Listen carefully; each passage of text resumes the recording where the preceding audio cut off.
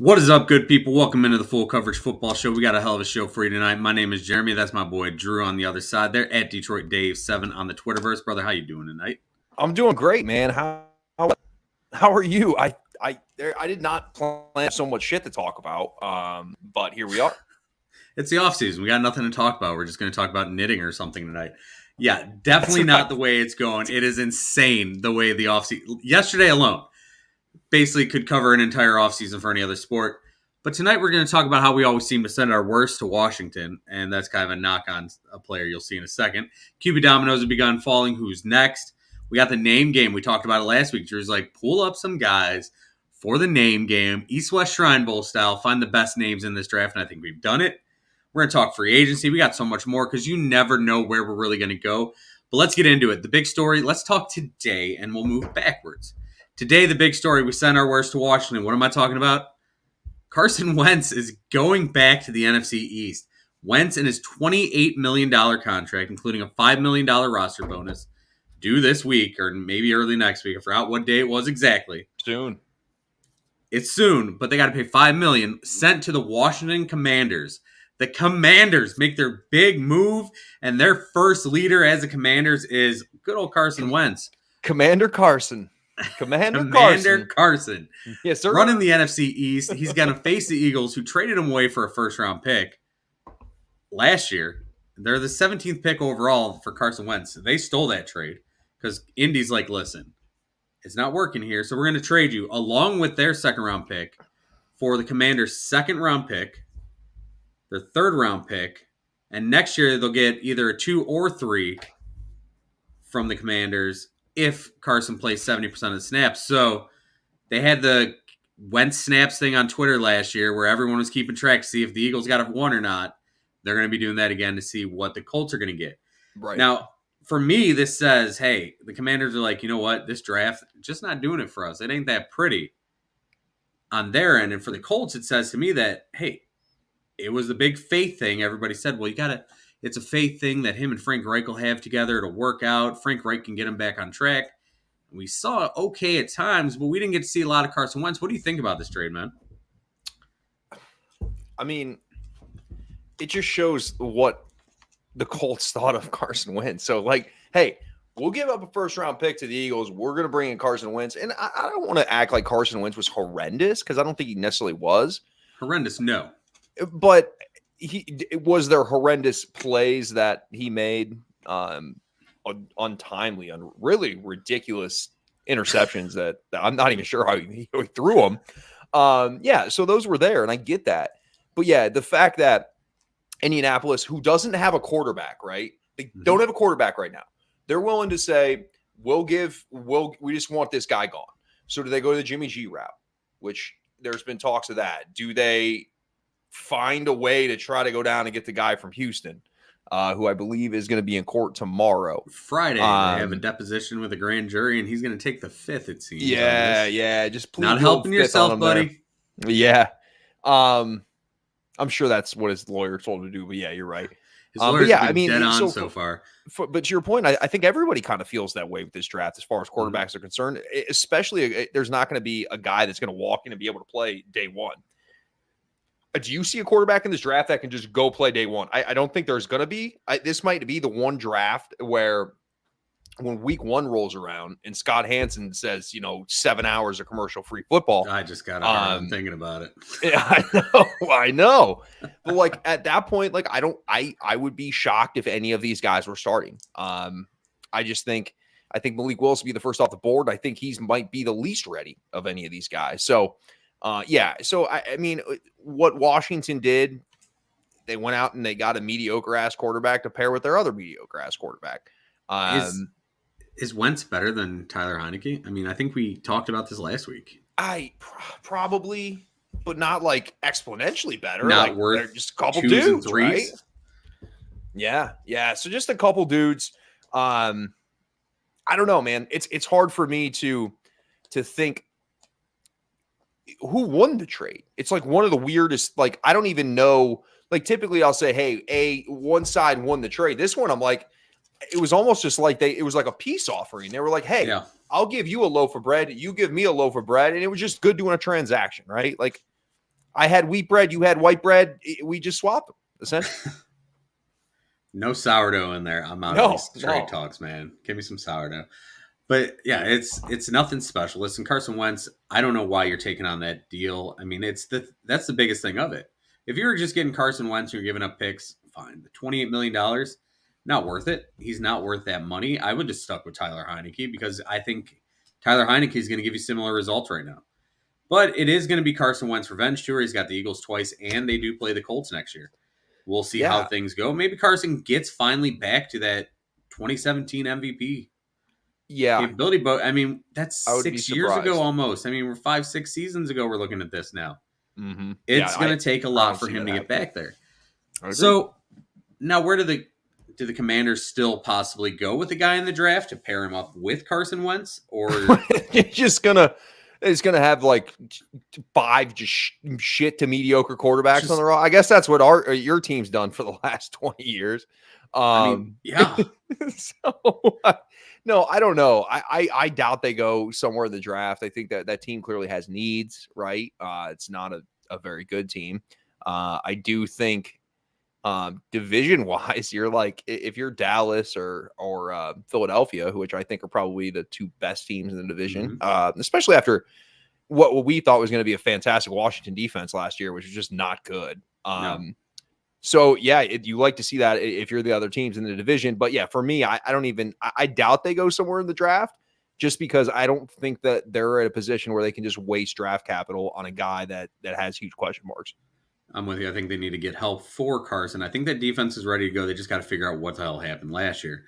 And for me, it was like, why not bring in a guy who's going to manage the game? I mean, even if you're going to put money out there, throw the 10 million at a Mitch Trubisky where you know he's going to dink and dunk, but he's not going to give you as many stupid turnovers as Carson Wentz does. Maybe Carson turns into the guy. Well, Jared We'll Goff it see. for you. Well, Jared Yeah. Goff it for you. What does Mitchell will do? Jared Goff could have been fine for this team, but who knows? We'll see how he goes next year in Detroit. Now, for the Colts, you hit on the head. What do? Do they go the Jimmy G route? They got the draft picks now to move for Jimmy G. Are they going to swap these draft picks and end up with Jimmy G? Or do they maybe say, hey, Jordan Love's just sitting there. Maybe we'll build our own guy. I think they're in a more win now spot. So the Jordan Love talk, even though people want to talk about it, Yeah, I don't think that happens. 100% right. Jimmy G can come in and manage the game, and you turn around and hand it off to Jonathan Taylor 30 to 35 times a game, right? Like that's essentially like the way that team set up as far as Indianapolis. I don't see how they would go get Jordan Love or why they would go get Jordan Love because from all accounts, like right, like Jordan Love's just not ready at all. So it's not like they would have the Green Bay would have made a move to bring somebody else in this year if Aaron Rodgers were to. I'm sure we'll get to that to step away. So yeah, I don't think a team like the Colts this week. Yeah, I don't think a team like the Colts would go that route at all. I mean, if they can steal him and put him with someone, maybe that's their guy of the future. But it's got to be Jimmy G for them, or screams desperate. Yeah, or just they have to find someone who can manage the game there and not turn the ball over. They got a great defense. You got Jonathan Taylor. It'll be interesting to see the route they go because that team's ready to win now. They're good enough. That offensive line is solid. Deshaun Watson and his Friday deposition in front of a grand jury is not the answer. It's not going to happen for a team in that division. Let's move on to the guy we were just talking about, Aaron Rodgers. Yeah, there was Aaron Rodgers news this week. He's coming back for his 18th season with the Green Bay Packers. Also, allegedly signing a 4-year, $200 million contract worth $153 million guaranteed. Like that beef between like Rappaport and McAfee, even though Rappaport's on the show like every day. Again, multiple people have run with the number, right? So there's got to be something to it. And we also heard rumblings, and I think we talked about this last week, that $50 million was going to be the price tag. Like that was going to be the number. Said pay the man. Yeah, exactly. And so I don't see that out of the realm of possibilities. I do think that the years kind of are a little funky to me. I wouldn't expect a 4-year contract. I do 157 million of it's guaranteed. From I believe I read that, which is 153 is what I got here. Okay, 153. Those 4, he's gonna go. Difference. He's gonna really struggle over those last 4 million. He's not giving any money to family or doing anything with that. Again, the guy hates his own family. That's like that's a ridiculous contract, right? That's a Mhm. lot of guaranteed money for a guy that you expect could walk away at any point. And I'm sure that some of that money's recouped based off of the years situation. Mhm. But yeah, I mean, I'm not surprised that we talked about it last week. I thought if there was anything he was going to do, it was going to be go back to Green Bay, and then we talked about it last week too. The minute he signed with Green Bay, Devontae Adams was franchise. He's back. Yep. Devontae Adams back. They want to try to figure out something long term with Devontae, and they're like, you know what? We're not going to take that risk right now. Franchise him. Yep. And they got that done. So, hey, they're running it back. They're not the 97, 98 Bulls that they wanted to be with the last dance going into last season. Still hasn't happened. And now Jordan Love's sitting on that roster. And we will bounce back to Jordan Love here. What the hell do they do with Jordan Love? At some point, I mean, this is year 3 now, first round deal. He's still got next year and that 5th-year option if they want. But his value is going to keep dwindling if he doesn't get on the field. I don't know. Do you keep holding on to him and hoping this turns into a Brett Favre, Aaron Rodgers segue? Okay. You have to, because otherwise, so they draft him in the first round, right? Mm-hmm. And so you're going to sit back and take a 4th rounder for him now, or a 3rd rounder for him now? Like, yes, his value's diminished because why the hell would he have value? You know what I mean? Like, you get drafted in the first round, you don't play at all, and clearly the team is not comfortable with you playing. And so your value is supposed to be good. So, like, again, like, I don't think his value is going to go down further and further from this point. I think it's probably as low as it's going to be.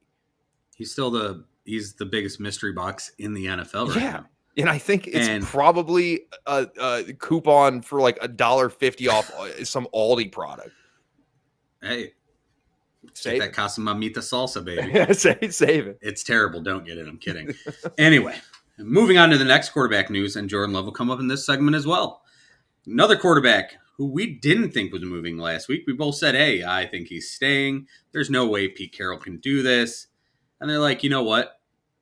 We want Drew Lock, and we got to give up what it takes to get Drew Lock. And the Seattle Seahawks were like, listen, we'll give you Russ and a 4th-round pick for Drew Lock. And obviously they got a little bit more. They got Denver's 2022 first-round pick, which is 9th overall. Their 22 second, their 22 fourth, and their 23rd 1 and 2, along with Noah Fant and Shelby Harris, and of course the aforementioned Drew Lock. So now Drew Lock is the quarterback possibly in Seattle. We'll get back to Seattle in a little bit. What do you think about this deal for the Broncos? I first want to say I feel bad for Noah Fant. Like, he had to play with Drew Lock, and then he gets traded and he still has to play with Drew Lock. Like, that sucks. You know what I mean? Like, this is weird. Geno Smith still there in Seattle? What's that? Geno Smith still in Seattle? Geno?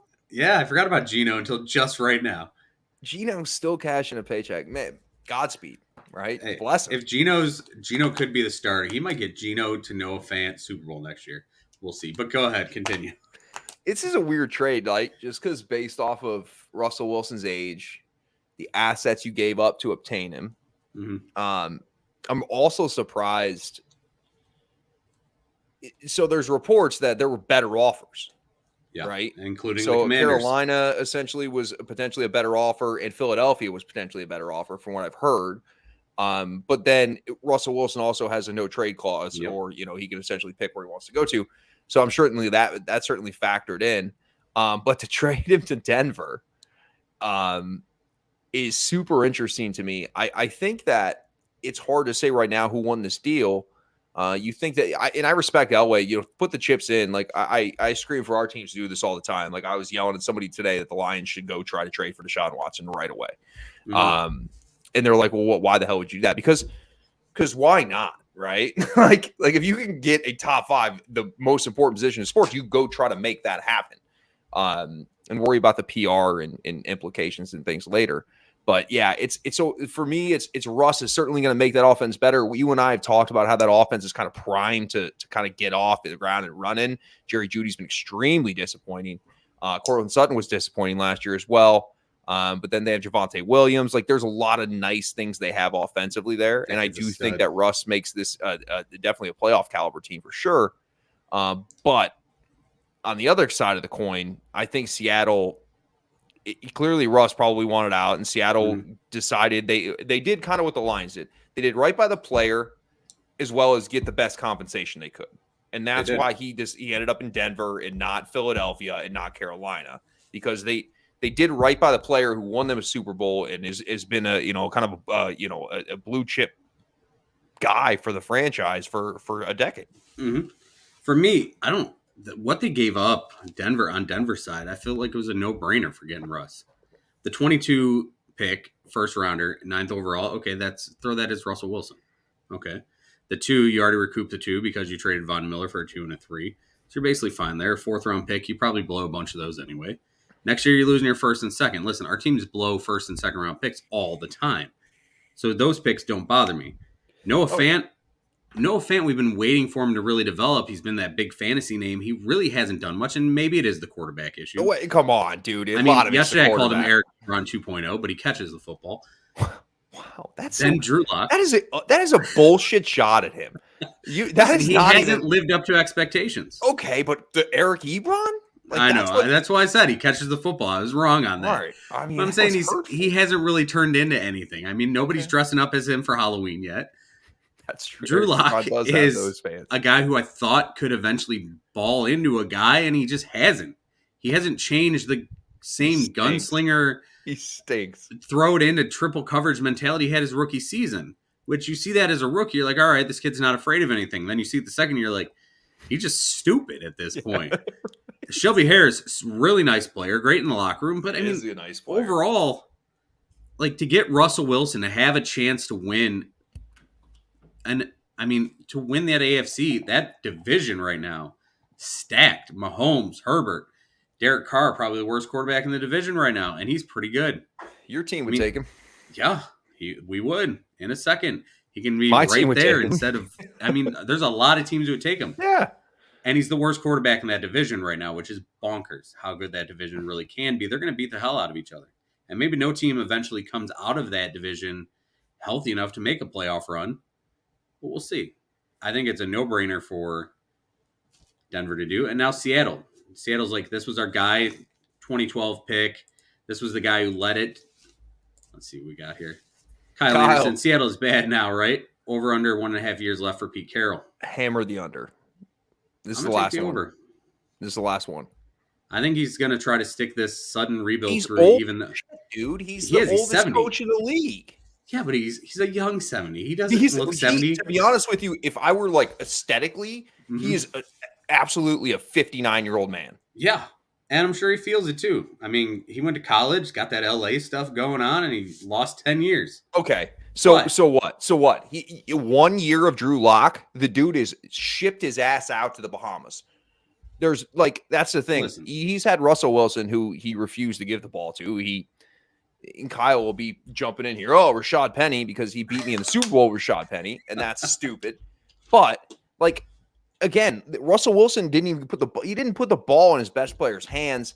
The Jamal Adams trade was just atrocious, horrible right now. The Jamal Adams trade is a disaster, an absolute disaster. For a guy who's a linebacker safety. Yeah, right. Who can't guard? Like, he's a blitzer. That's all he is. And you gave up first.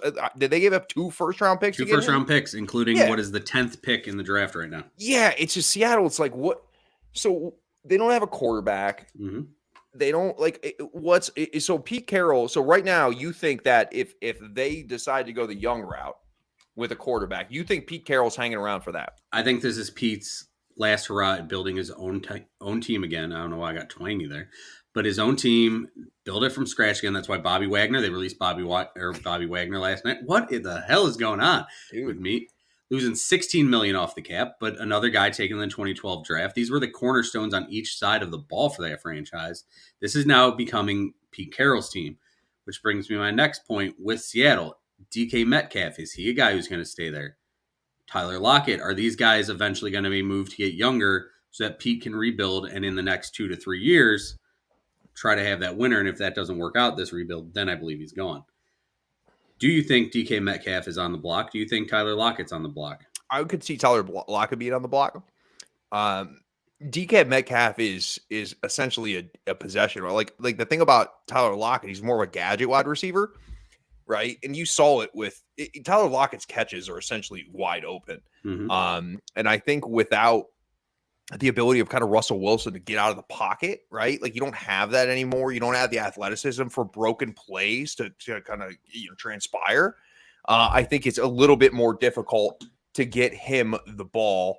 And so for me, yeah, I could see Tyler Lockett being dealt, but it's hard for them to just go ahead and trade DK Metcalf, who's a physical specimen and had a down year. But again, they didn't throw the ball. So I can see Lockett being dealt.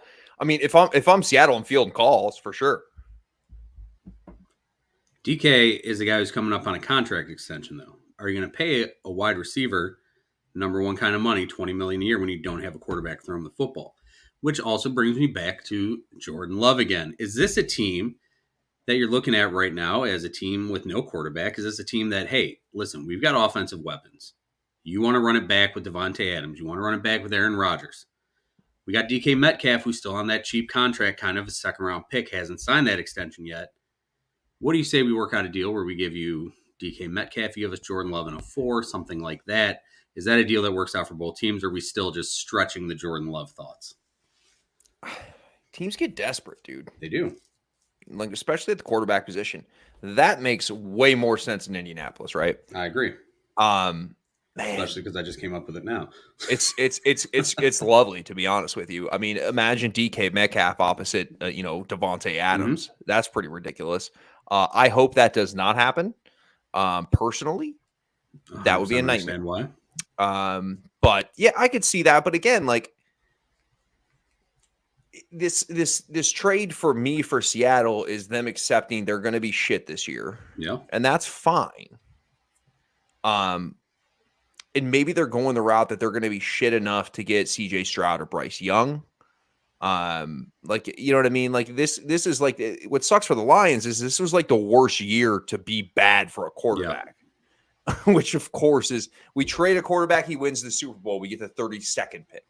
The year that we have the second pick, there's no good quarterbacks. So I could see that happening. I would say it's unlikely. But yeah, I think, I even think maybe not in the offseason, but even between, the beginning of the season and the trade deadline, you could see something like that happen where if Green Bay decides that they need, some extra, spunk on the outside, which they do, right? Mm-hmm. Like Aaron Rodgers, the reason they lost to San Francisco at Lambeau is because he either force-fed it to Devontae Adams or he threw it to nobody. Yep. Right. He literally has no faith in anybody because he probably shouldn't. They're just ass receivers around there. So I definitely think they add weapons for Aaron Rodgers, whether that's through the draft, trade, free agency. We'll just have to see. Right now, when I'm working on a mock draft, I had Chris Olave falling to them, which that'd be better than trading for DK for them right now. No, to the Packers. Oh, I hate you. Yeah. Join the club, bud. They meet at the YMCA on Wednesday nights. There's a nice buffet and everything. I think it's about 9:00. But that's past my bedtime, by the way. I will not be attending. Hey, by the way, shout out Tiger Woods. Shout out Tiger Woods getting inducted to the Hall of Fame tonight. My guy, I'm gonna be watching that after this. So yeah, that's just good vibes everywhere. Tiger ever playing golf again competitively? Oh yeah, for sure. You could potentially in 3 weeks. Or if not, potentially in 2 months.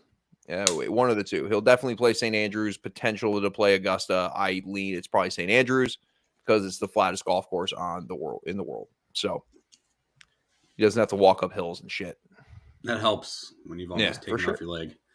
That is definitely good news for Tiger. Listen, Tiger is the main reason that golf is where it's at, and facts. Only golf memorabilia I've ever bought. Tiger Woods. More Tiger Woods had at one point. As far as I've gone into buying golf jerseys or something like that, that's close. Golf jerseys, bro. If we had something like that, I'm saying okay, all right, that kind of thing.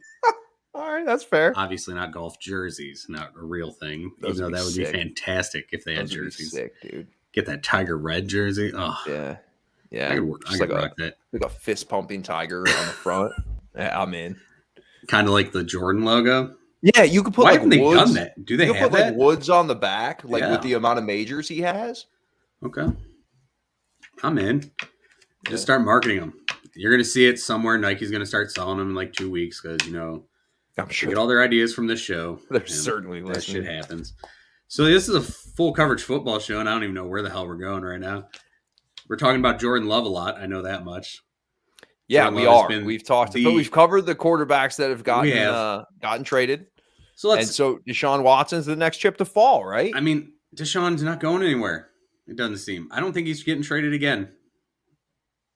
Putting it out there right now. He's not going anywhere. He's staying again. Not playing Yeah, because. we're gonna have to throw like a friendly bottle of booze on that one. All right. Although you probably need plus odds, I would think.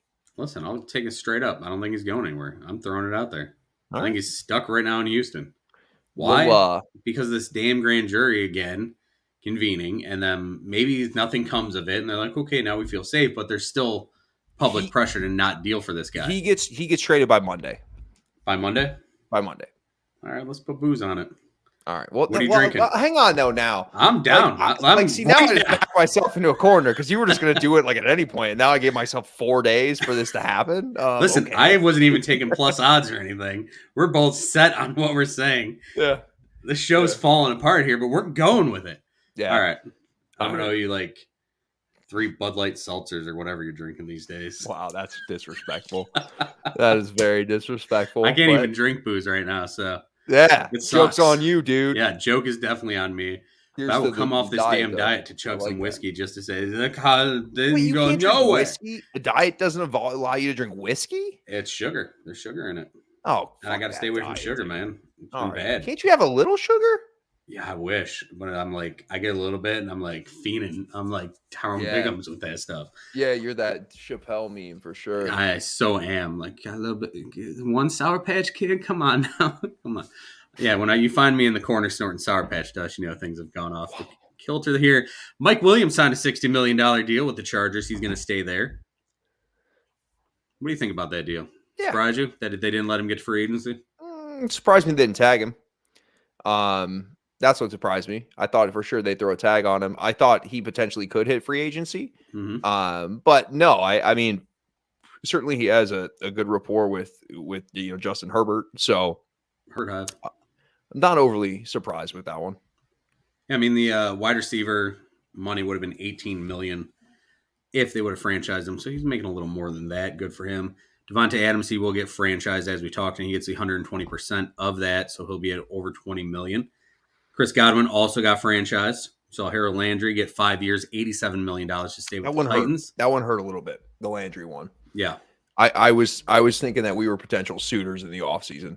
I was looking at Landry as one of the top guys as far as going into free agency because of how far he's come. And speaking of that, let me make sure I get this going. Those are my free agency rankings scrolling across the bottom of your screen there. And for those listening, you can't see them. Find them on our page. I'll send that out later on my Twitter at Somerville CLE. Other guys who got the franchise tag, Orlando Brown and Cam Robinson. Cam Robinson was one that surprised me. Does this mean we're stepping away from Evan Neal as possibly the number 1 overall pick? Or moving into right tackle? Okay. I mean, I can see it both ways, right? Does this certainly diminish the odds? Yeah, certainly. I certainly think it does. We also look at Jesse Bates getting franchised by the Bengals. I think that was a smart move. Give them time to extend that deal. 3 tight ends got franchised. David Njoku with the Browns. Dalton Schultz, and then they're bringing back Hooper too? Possibly. And if they get drunk, the deal... They're drunk in Berea, dude. I think what they're doing right now is they're waiting to see how things fall. And if the Browns do sign a free agent wide receiver early on, I believe Hooper will then be dropped and you recoup that money there. And even if they don't sign Njoku to a long-term deal, then I believe the money will be about the same in the tight end room as it was last season. Now, the Njoku thing, the reason they did it is because the guy is your best tight end on the team. He's developed as a blocker. He still hadn't shown enough on the field as a wide receiver, but he hasn't really gotten the ball the way they need to get him the ball. We'll see if that happens. Shit on Njoku for the longest time. And now they're going to be like, okay, yeah, we're good with paying him 11.6 or whatever it is. I'm not saying that. I'm not saying that's you particularly. I'm just saying in general, like because let's think of like his trajectory, right? Like when he came in, he's a freak athlete with stone hands for the longest time at the beginning of things. Then he's essentially like what he does well is he's a great receiver. So he's learned how to block better, but he doesn't. produce at the clip that you would expect, and then to throw franchise tag money on him is just very interesting to me. I'm not saying it's a good or bad thing, because I think his ceiling is super high, just athleticism wise. Yeah. But like, they haven't gotten him the ball it really ever, right? On a consistent basis. So it's interesting. It's interesting to see that the 3 tight ends were tagged, right? That's unique. You don't see that often. Yeah, Schultz didn't surprise me because I think they're going to try to work out a deal with him. Gesicki, I think that needs to go that way. But back to Njoku. This guy's coming into his 6th season in the NFL. He's only 25 years old. He came in very young. He was coming basically, he went to Miami. He's a high jumper. He didn't play football till late. He was still learning to figure out what position he is. The one thing you see with him is that he's by far the fastest guy that they have running routes. Why they haven't used him properly, I'll never understand that. But when you saw his best value, it was against teams like the Chiefs, who play fast. Brown's other receivers, guys like Jarvis Landry, not quick enough, had catch like 5 catches for 20 yards. You're looking at guys who weren't fast enough to move, and then you had to find a Joku who would do things but not getting the ball enough. They need to figure out what the hell they're doing. And as far as Austin Hooper, this guy coming away from free agency, when the Browns signed him, they paid him they paid fortune. Way too much, but they had the money to do it. Understood it then. And Atlanta, he looked pretty good in Atlanta. Now he comes here and all of a sudden he wants to jump in the air and catch footballs like I always accused David Njoku of doing. We'll see what happens there. Either way, the Browns have to get a long-term deal done with Njoku because I'm with you, $11 million seems weird. But if you look at what the Panthers did with Ian Thomas, a guy who's done absolutely nothing, who I didn't even think would get a deal, they signed him to a deal where he's averaging almost $8.5 million per season. Take the floor. Is Njoku being disappointing Baker's fault or the coaching staff? It's the coaching staff. Because you have a guy who is 6'5", can jump out of the gym. Why is he not being used in the red zone? Why are you not running fades with him, jumping over 5'11" cornerbacks? They've never used him properly. They put too much on him early. But he has developed into a blocker, so I can give the coaching staff credit for that. And also the fact that this kid works his ass off, and he wants to be good. He's been a pretty humble kid on and off the field. We'll see what he does. Baker, even when he was throwing well, never found him. He found Harrison Bryant, guys like that. Austin Hooper was his favorite. That's the most irritating thing about it all. Yeah. The guy he finds on a frequent basis is the 3rd tight end. The guy that you're spending $20 million on, he doesn't throw it to. Hollywood Higgins was the guy you would find when Odell Beckham was on the field. Yeah. I want to blame the coaching staff, and that's where I started. But when you really look at it, it's probably a mix of both. And now that they maybe know what they have in him, maybe they'll finally find a way to use him properly. We'll see going into next year. But he is the best tight end on the team, and they had to keep him. Other things that happened, we did that. We got free agency. We'll talk about free agency here in a second, but let's talk about Calvin Ridley. Calvin Ridley, this news came out. Calvin Ridley bet on 3 different occasions on 3 parlays, 3, 5, and 8 parlays, I believe, and spent about $1,500. And now he is out $11.1 million, which is what he was due to make next season. Suspended for the entire year. Suspending him for the entire year, we'll start there. Fair? Or no. Okay, go ahead. Take it away. That's ridiculous. I mean, the standard of the NFL and their punishment system's always been ludicrous, right? Mm-hmm. You commit domestic violence, you get 2 to 6 games. You do a parlay, which everybody loses their ass on, including me, on a nightly basis. It's the standards are just so wonky in the NFL. Like there's no guideline to the rule in how we're going to punish it. Now, do I understand that the NFL has to nip this in the bud while it's in front of them, because you certainly don't want this to be a trickle down? Absolutely. Do I think that Calvin Ridley is just a complete effing idiot to bet on his own phone when he could have anybody bet for him? Yes, I absolutely do. Do I think that Calvin Ridley's the only person betting on football? Absolutely not. That's in the league, right? Of course he's not. But yeah, a year, really? Is that what we're going to do? I think it's ridiculous, especially in a league that promotes the hell out of betting on football, right? Yep. And I get you can't have your players betting on football, but let's kind of pump the brakes a little bit and kind of walk back and assess what you've seen from players. Greg Hardy, Tyreek Hill, Ray Rice. The list can go on and on and on. Chances Aldon Smith got? Yeah, like there's no set guideline, right? Like, if I ask you right now, do you think a guy betting on a football game should receive more games than somebody beating up a woman? I think you would go with the latter guy should receive more games. I think it's pretty Maybe, simple. yeah, exactly. It's just, again, I think that they're trying to make him a poster child of this. Like, they're right. They're trying to say, hey, listen, we're not going to do this. But what'll happen is the next guy will get caught. He'll get 6 games, and it's like, what? Like, there's no like, there's no guideline to the rule. Like, X should get X, and Z should get Z. Mm-hmm. It's not just like, oh, well, let's think of what do we want to go with this time? Like, no, it's not how it should work. I get why the suspension has to happen, because you're trying to keep players from eventually, working onto a point shaving scandal or something like that. Really hard to do in the NFL, I'm sure, to really be able to take away points from your team, unless you're just going to start, your team's up 5 and you're just going to start holding a million times and let your quarterback get drilled if you're playing tackle or something. I understand that's the idea behind betting while you're playing the game. But at the same time, you're absolutely right. There's no reason that dudes who are hitting women, who are committing felonies with guns and weapons and doing other kind of stuff, even players who have taken someone's life, have been back in the league for probably less of a suspension. I mean, Leonard Little, I want to say, if I remember correctly, and I'm doing this off the top of my head, it's been a long time since that happened. Leonard Little, I believe, killed someone in a drunk driving accident. Facts. And was back after like 8 or 9 games. Yeah, but that one was interesting, though, because I think that one butted against the offseason, Mm-hmm. right? And we know time kills everything, right? Yeah. Like, time heals wounds. So, like, for that, like, yeah, you suspend him indefinitely, and then you hit the offseason, and then you have 6 months of him rehabilitating himself. Yeah. And then now the image, especially from the public perception, and I think this is kind of like where the NFL gets it wrong. Like, they think they know what the public's perception is of certain things, and it's just complete opposite.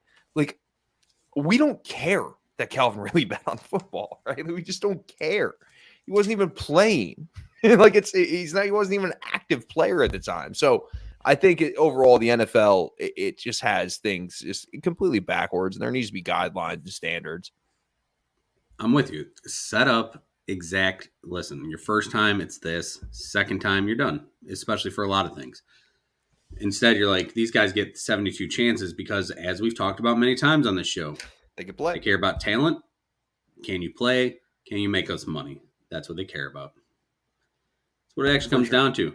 So, as you look at the bottom of the screen here, these are my top 10 free agents available this offseason. At number 1, I have Teron Armstead, the left tackle for the New Orleans Saints. I think that guy's going to get paid a ton, and I think Indianapolis is going to be first team to jump on him, but they also need to find a quarterback. Number 2, edge Chandler Jones. 3, edge Von Miller. Safety Marcus Williams, also of the Saints, at 4. Cornerback J.C. Jackson at 5. 6, wide receiver Allen Robinson of the Chicago Bears. Edge Jadeveon Clowney. 8, edge Randy Gregory, who is another case of many chances. Safety, the Honey Badger at number 9, and then Stephon Gilmore at 10. This is an odd free agent class. You got a lot of younger guys who can do things, and a lot of guys in their 30s who are looking for that last deal and maybe looking to win. What free agents are you looking for possibly at your team right now? Allen Robinson. For Allen sure. Robinson would be a nice fit. Be interesting if they decide to add some edge help. I do think Chandler Jones. I do think Von Miller end up going back to their teams that they're currently on. At least Von Miller, I feel that way. For me, I don't know if the Lions would be a player with J.C. Jackson. I know that I would love to have J.C. Jackson, but that's going to be a huge salary cap hit.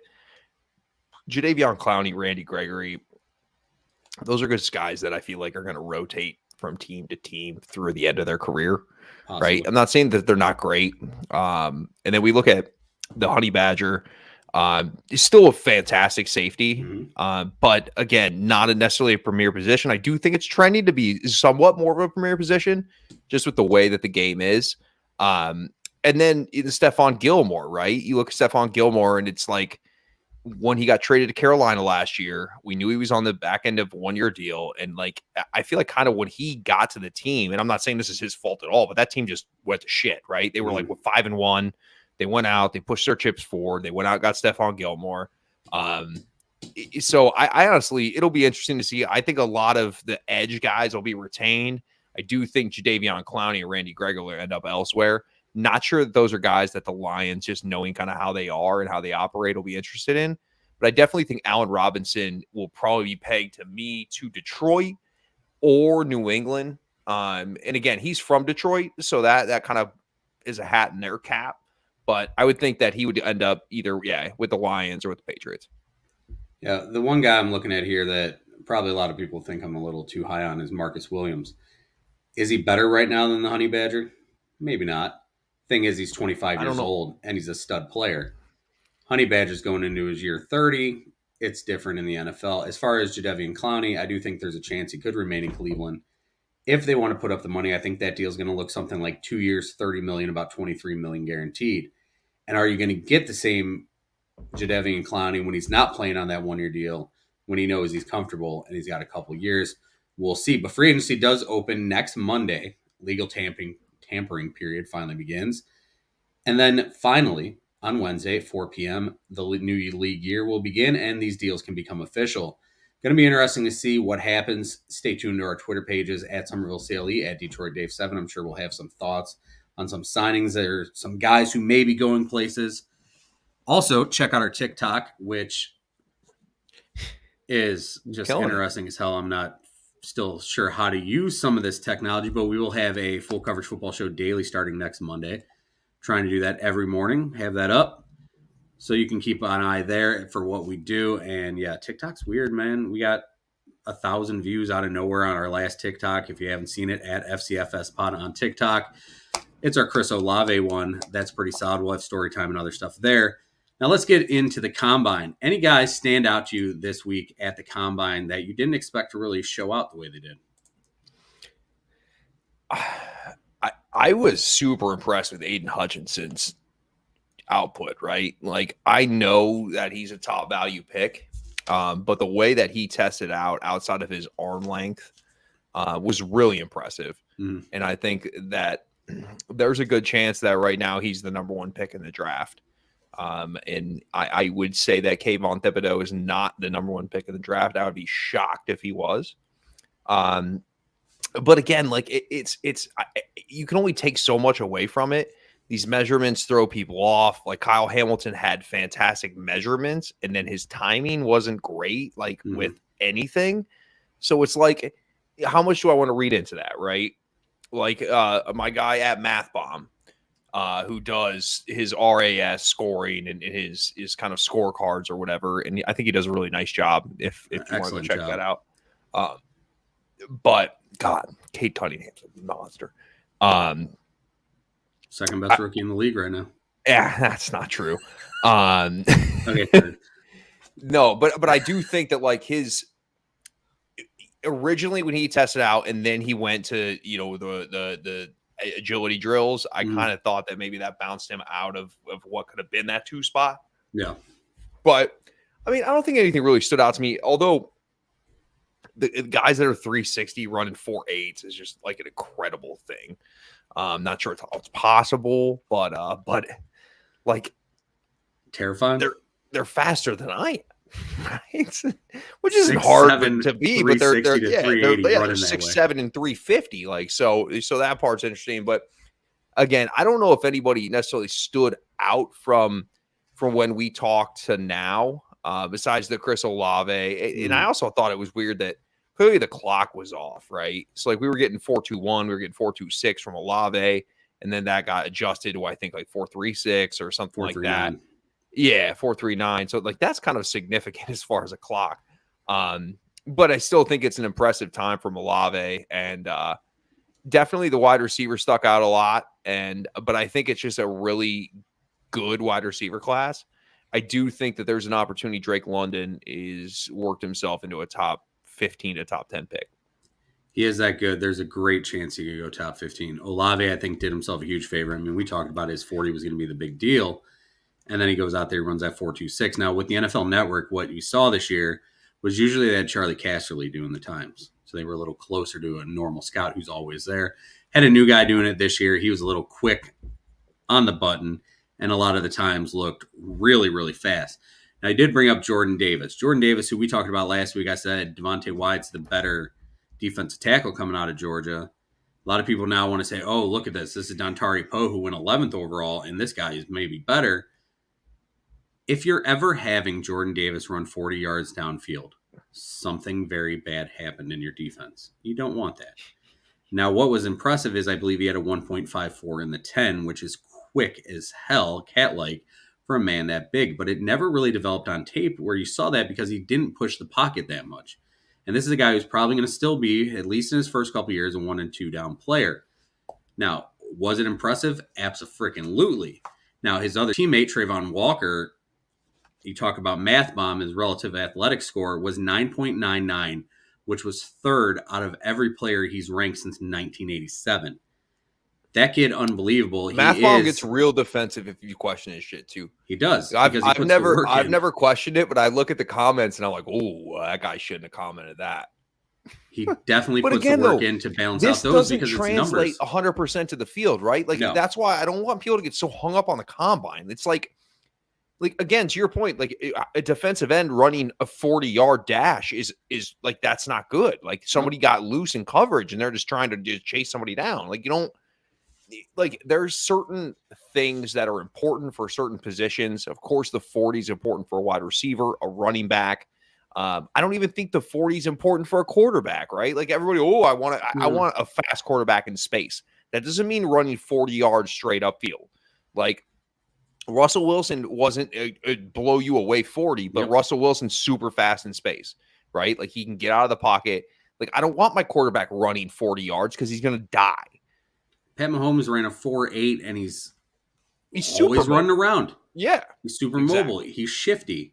And you did bring up something. I'll get back to the combine in a second. But you did bring up something with saying that Aiden Hutchinson would probably be the number 1 overall pick if they go defensive end or edge. And I'm 100% with you on there, even though if you look at the bottom of the screen, I have Kayvon Thibodeau as my number 1 player.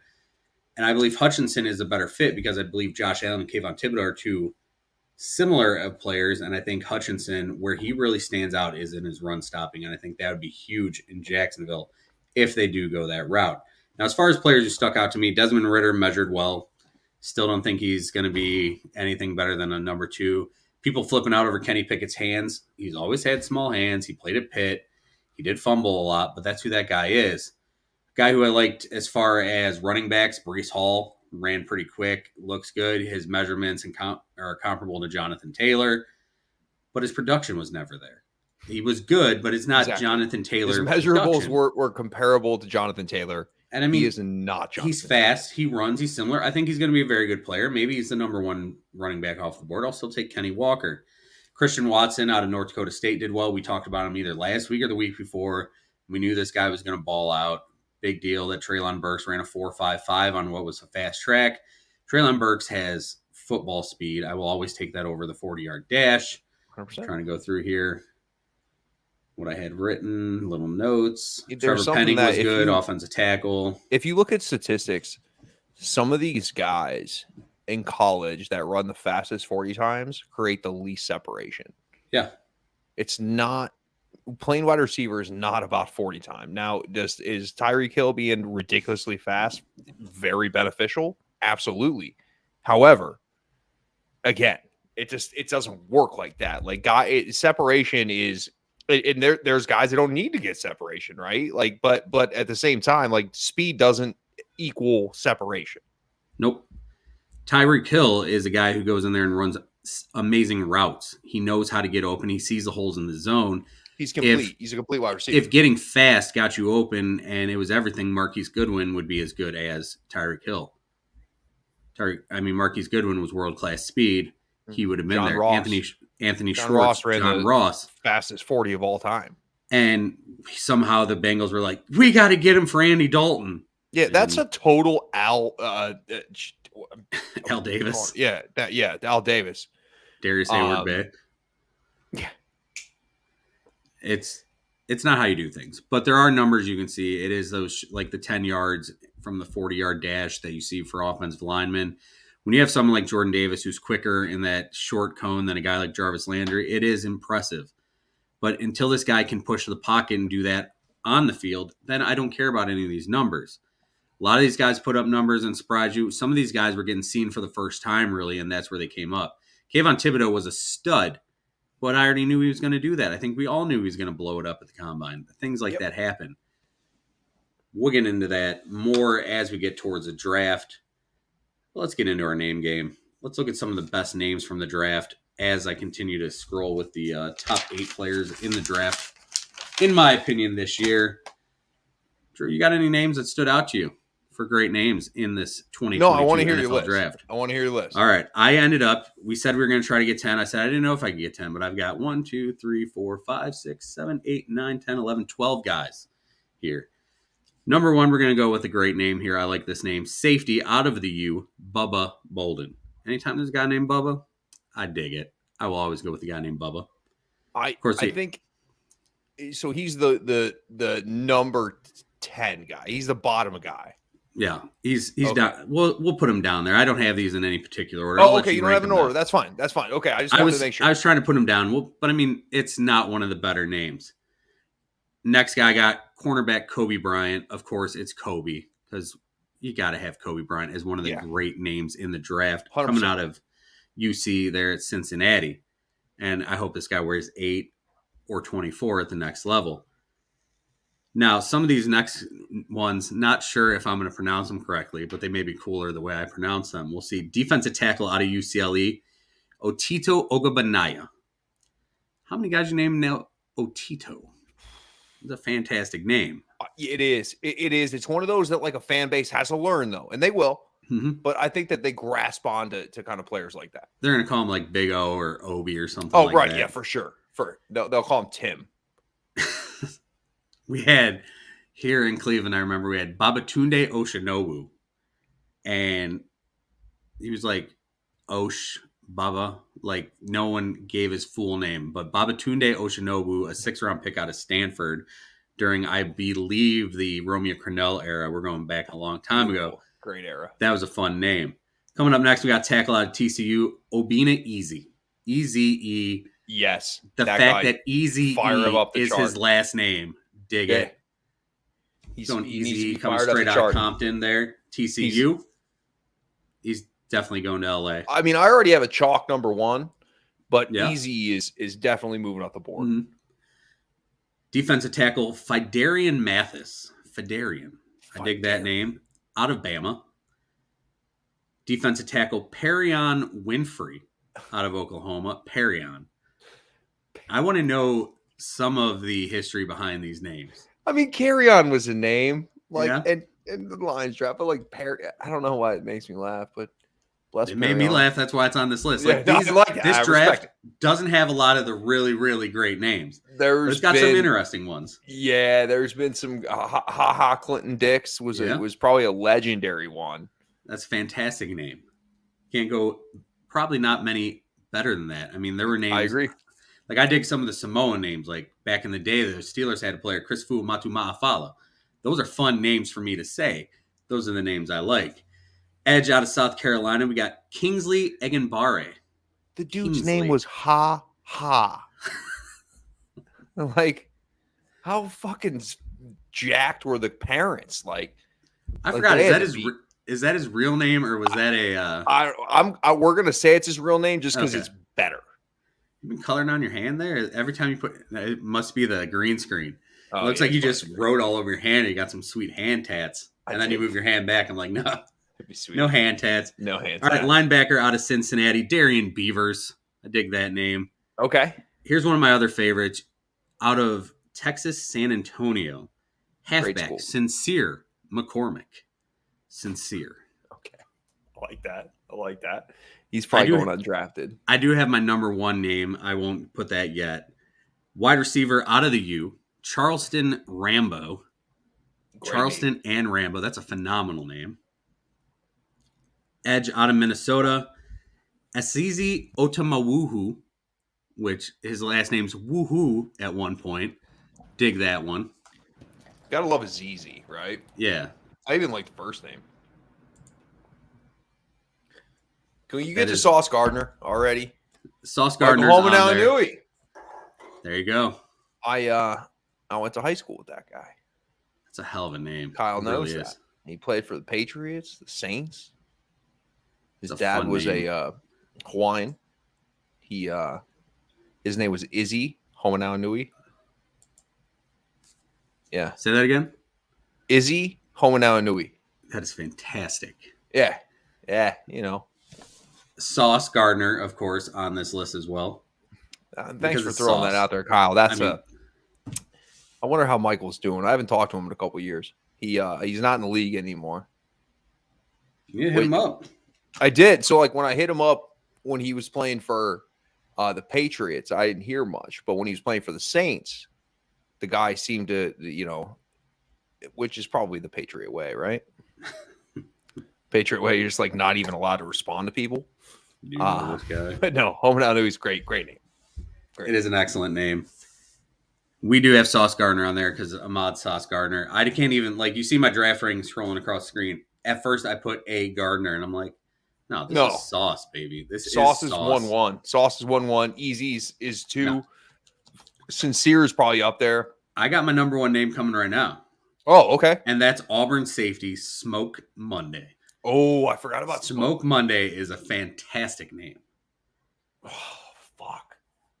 Smoke Monday might have to take over Sauce Gardner. Smoke Monday is just like a whole vibe of a name. Yeah, like after your team plays, you're either gonna smoke Monday to chill out because your team had a bad game, or you're gonna be talking about what Smoke Monday did. No, it's almost like I want to take that approach to my Mondays at work. I'm gonna smoke Monday. Yeah, you should. Right?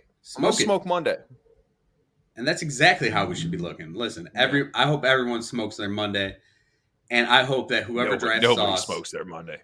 But yeah, whoever drafts Sauce should also draft Smoke, so that we can have an instance of Smoke and Sauce on double coverage, because that would be absolutely the way it should go. But yeah, not a lot of super great names. We had some solid ones, fun names to say, but not a lot of really fantastic names. No Ha-Ha Clinton Dix in this draft. What are some of your favorite names that have ever played for your team? Not to put you on the spot here, but no, that's a good one. Ndamukong Suh, definitely one of them. It's tough, man. So there's like a lot of secondary players that have just been not very good. Amir Abdullah is a solid name in my opinion. I do like Amir Abdullah. Javid Best. Javid. I think that's a solid name. I'm trying to think, man. It just so many shit players have come through that organization. I don't. What do you got for the Brown side of this? I mean, I'm thinking about some here. I mean, we had Spurgeon win. Spurgeon that's a good, that's a good one. Taking 10 picks ahead of Tom Brady. Babatunde Oshanu was also fun. We had you got even cool ones now. Taki. Yep, Sione Taki. Of course, Baker Mayfield. That's a fun one to say when you're angry. No, it is. So I guess you could say that. Trying to think of who's Greedy Williams. I like Greedy Williams. Titus Young, scumbag. Yeah, scumbag. Name. Yeah, it's tough, man, because like I try to black out a lot of like my past Lions life. That's kind of how I'm feeling I'm doing right now. Like I can't think back. I like try to black out like the Chris Houston era, or I guess Glover Quinn's a cool name. It is the glove. But yeah, it's just like I don't even want to like those memories hurt me. Like I don't even want to think of them. Like Browns had Colt McCoy, and that's a fantastic name for me in the fact that just sounds like a Texas quarterback. Oh yeah, for sure. Like for sure. You couldn't that guy write was born that. to go to Texas. He was born to go to the University of Texas. Absolutely. If you were going to put on some, teen drama that they're showing on one of these streaming sites, and the quarterback's name was Colt McCoy, you'd be like, "That's the most fake name ever." Except this dude was real. Fake ass name, for sure. It was. Yeah, no, we've had some crazy names. Hoping some of these guys get drafted by my team. I would like to see maybe a Kobe Bryant on the Browns, maybe a Smoke Monday, hell, even Charleston Rambo in maybe round 7. But yeah, hit us up on Twitter at SomervilleCLE, at Detroit Dave 7. Hit us with some of your favorite names ever. Let's see what we got here. I'll let you read that one.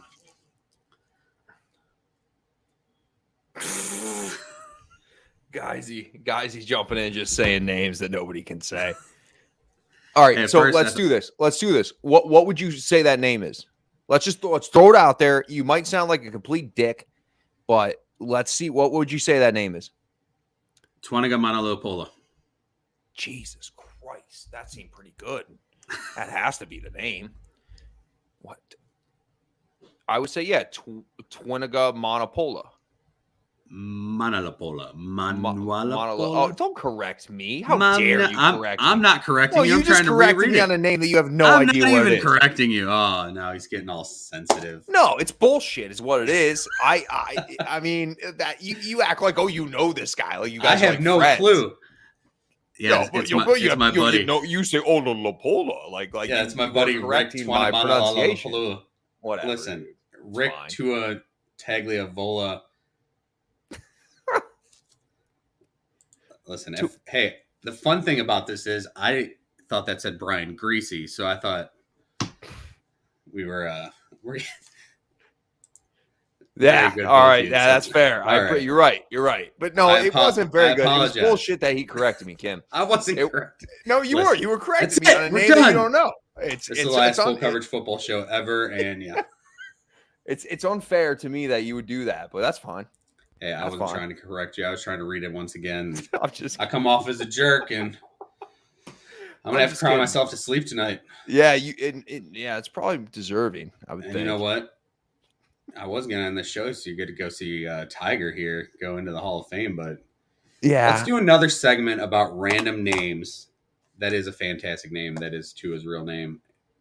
That's Tua's real name. I'm going with it. I mean, Brian Greasy's on ESPN. I wouldn't think he'd lie.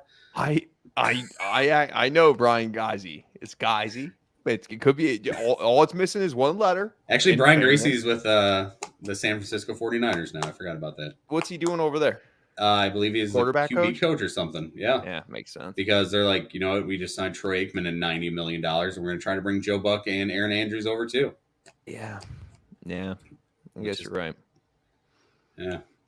Well, I can read his name. His name is Drew. My name is Jeremy. And this is the Full Coverage Football Show. Brother, anything else you want to get off your chest tonight? No, man. Always a good time. Deshaun Watson gets traded by Monday to Carolina. Smoke Monday? Smoke Monday, Carolina. Fantastic. Or the Lions, potentially. That's not going to happen. Carolina, I do think he gets traded because from what I've read, it seems like what happens in court is going to probably clear him from what I've read. So we'll see what happens. But no, always a good time. The credit to you for putting together the list of names. That was an enjoyable time. So thank you for doing that, man. And no, as always, a good time. Before we get out of here tonight, what you got going on golf-wise? How's the website going? What we got going with that? Geisy, my boy Geisy and I, he's helping me build the website. I think we're doing good. Things are going well. I'm excited to get it launched. Players Championship week, which is huge, big time week. So we got our ponies ready to head up to the stable, and we'll see what this week brings us. But no, golf's good, man. Monday, the Approach Podcast. That's all I got, brother. All right, well, stay tuned here. This is the Full Coverage Football Show. Follow us on Twitter at SomervilleCLE, at Detroit Dave 7. Have a great rest of your night. Check us out wherever you get your podcasts. Check us out on our TikTok at FCFS Pod, and we're figuring shit out over there. We'll see if I can keep up with the little kids over there and all that, and see if I really want to do a lot of that sometimes. Until then, remember, as always, if you live the life you love the life you live. Night, kids.